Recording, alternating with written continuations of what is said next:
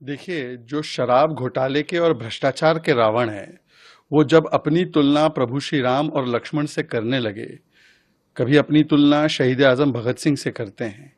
मुझे लगता है ये इससे बड़ा अपमान हमारे प्रभु का नहीं हो सकता। और जो बात रामायण की करते हैं, तो सबसे महत्वपूर्ण सीख रामायण की क्या थी?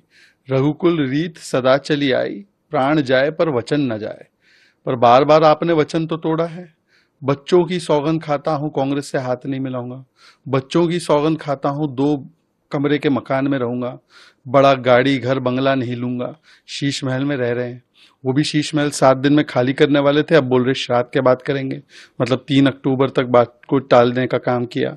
आपने तो कहा था कि मैं लालू, सोनिया, मुलायम, अखिलेश सबको जेल भेजूंगा।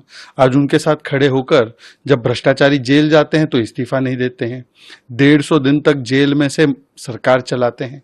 और यदि आप प्रभु श्री राम और लक्ष्मण की बात करते हैं, तो एक तालिबानी फतवा जारी किया कुछ दिन पहले कि फायर क्रैकर दिवाली में प्रभु श्री राम के आगमन पर तो नहीं फूटेंगे, परंतु जब एक शराब घोटालेबाज तिहाड़ से बाहर निकलता है तब आम आदमी पार्टी के कार्यकर्ता फटाके फोड़ते हैं।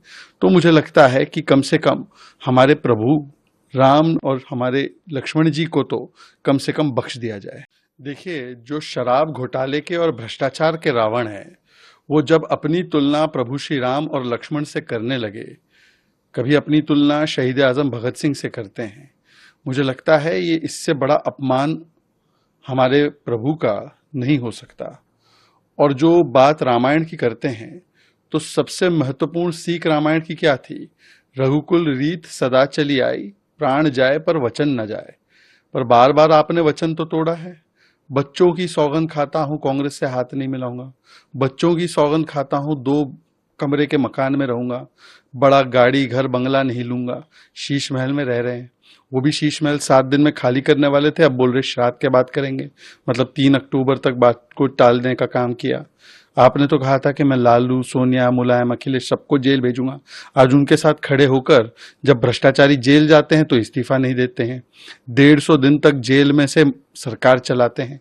और यदि आप प्रभु श्री राम और लक्ष्मण की बात करते हैं, तो एक तालिबानी फतवा जारी किया कुछ दिन पहले कि फायर क्रैकर दिवाली में प्रभु श्री राम के आगमन पर तो नहीं फूटेंगे, परंतु जब एक शराब घोटालेबाज तिहाड़ से बाहर निकलता है तब आम आदमी पार्टी के कार्यकर्ता फटाके फोड़ते हैं।